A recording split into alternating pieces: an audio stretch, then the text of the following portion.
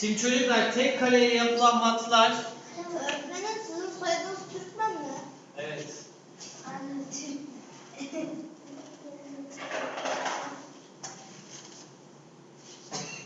Pozisyonumuz bu şekilde olacak. Oyuna başlarken. Siyah şah E2 karesinde. Siyah kale C3. Beyaz şah E4 karesi. Burada hamle sırası siyahta. Bu şekilde başlayacağız. İlk önce ne yapmam gerekiyordu? Pozisyona bakıyorum. O pozisyon. Evet, o pozisyonum var.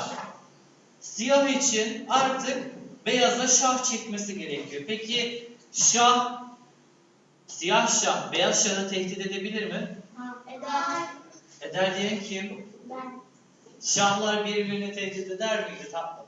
Şahlar birbirlerine bir kare aralarında boşluk olacak şekilde yaklaşır. En yakın. Şahlar birbirini tehdit edemez. Ama yalnız neyle şah çekerim? Kaleyle Nereye gelir? buraya.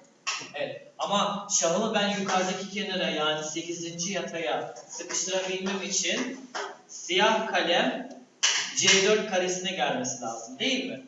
Siyah kale C4'e ilerlediğinde dikkat et. Şah çektim. Artık beyaz şah aşağıdaki kırmızı ok işaretli yani siyah şahımın tuttuğu karelere gelemez. Kırmızı ok işaretli yerlere gidemiyor. Ve kalem nerede durdu? 4. yatayda. 4. yatayda olduğu için beyaz şah bu yatay üzerinde de hareket edemez. Yani kaleye doğru da yaklaşamaz. Nereye? D4'e de gelemez. F4'e de gelemez. Çünkü kale orada. Kale o yataya ateş ediyor. Gidebileceği 3 yer var. Onlardan birisi D5, E5, F5. Yani mavi renkli, mavi ok işaretli yerlere gidebilir. Peki beyazın yapabileceği en doğru hamle ne olabilir burada? Begüm? 5'te. D5. Doğru. Neden? Çünkü siyah kaleye saldırı düzenlemek için. Şu an siyah kalenin korunaksız. Yani kendisini koruyan bir taşı yok. Kale orada savunmasız duruyor. Eğer beyaz şah D5 karesine ilerlerse D5 karesine ilerlerse bu şekilde siyah kaleye saldırı düzenliyor. Ola ki rakibi yani siyah şah hamle yapar. Kaleye doğru ya da kaleden uzak bir kenara hamle yaparsa kalesini kaybeder ve oyun ne olarak biter bu durumda? Yani beraberlik. Hadi. Tamam. Devam edelim. Bu soruyu unuttu Ali. O yüzden hamle sırası siyah geçtiğinde şahıyla değil kalesini güvenli bir kaleye götürmesi gerekiyor. Yani rakip şahtan en uzak yataya. Dikkat edin aynı yatay üzerinde gidiyor. Ya sola gidecekti ya sağa. Sağ tarafa gitti neden? Çünkü en uzak kenar. Rakip şah. Rakip şah siyah kaleme yaklaşana kadar ben zaten istediğimi yapmış olacağım. Peki rakip şah hamle sırası beyazda. Beyazda E5 hamlesi yapar. Yani siyah kaleye yaklaşmaya çalışır. Ben de tam tersi bir şekilde o pozisyonu yapmasını isterim. Ve beyaz şah o pozisyonu yaptıktan sonra siyah kale ne yapacak? Şah çekecek. Şah çektim. Rakip şah yine aynı. Nereye gidemiyor? Bu iki kareye gidemez. Aşağıdaki 3 kareye gidemez. Peki ne yapması gerekecek? Yine 3 karesi kalır. Evet yine yukarıdaki 3 kare kalıyor. Bakın sabırlı olmamız gerekiyor kalem atı yaparken öyle değil mi? Çünkü neden? Tek kalem var. Eğer sabırsız olursam ya oyun beraber biter ya da pat yapar. Yani yine beraberlik olmuş olur. Peki yukarıdaki 3 kareye yuvarlak olan karelerden birisi de gidebilir.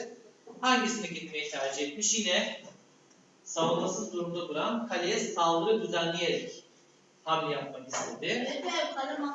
G6 hamlesini yaptı.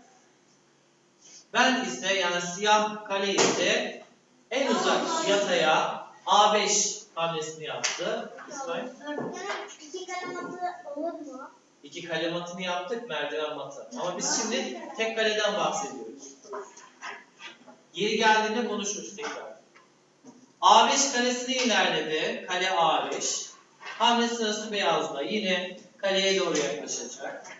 Ben de o pozisyonu sağlamak için onu takip edeceğim. Rakip şah o pozisyonu sağladı. Benim siyah kalem şah çekecek. Bakın o pozisyon olduğu anda şah çekiyor. O pozisyon olmadan şah çekersem şah diğer şahın etrafında dönüp dolaşır. Bu da istemediğim bir şekilde. Evet. Bu şekilde şah çektim. Yine rakip şah yukarı kaçtı. Ben onu takip ettim. O yine kaleye yaklaşır. Ben onu takip ederim. Evet. O yaklaşır. Ben uzak bir kenara kaçtım. O yine kaleye doğru yaklaşacaktır. Ben de yine şah çekeceğim. Yine yukarı kaçacak. Bakın son yataya geldi. Yani 8. yatak. Artık bundan sonrası ne? Bir hamle sonra mat olacak ama o bir hamleyi oluşturabilmek için o pozisyonu sağlamam gerekiyor. Büyük olasılık şah yine kaçıyor. Ben onu takip ettim. O kaçtı. Evet, takip ediyorum. Evet, bu durumda ben de kaleye doğru yaklaşmak yerine kalemi en uzak yataya çekerim. Öyle değil mi? Bakın en uzak yataya gittim. Şimdi rakip şah ya H8 karesine gelecek. H8 karesine gelirse ben de şahımla G6 karesine gelirim. Zaten bir hamlesi kalıyor. O da G8 karesi. Ondan sonra şah mat. Ya da onu yapmadı. O pozisyonu sağlarsa yani F6 karesinde ben dururken o F8 karesine ilerlerse yine tek hamleyle mat yapılacak. Burada siyahın hamlesi, özür dilerim, beyazın hamlesi kalmadı. Nereye gidecek bir tek? G8. G8'e gittiğinde ben de ne yapacağım? Kaleyle, evet, A8 kale, A8 şah ve mat. Bakın buraya gidemez, buraya gidemez, buraya da, buraya da ve buraya. Ve bu durumda oyun şahmat siyah kazanmış olur. Evet. Öğretmenim kısa da çok uzun. Öğretmenim başlarken niye siyah başladı?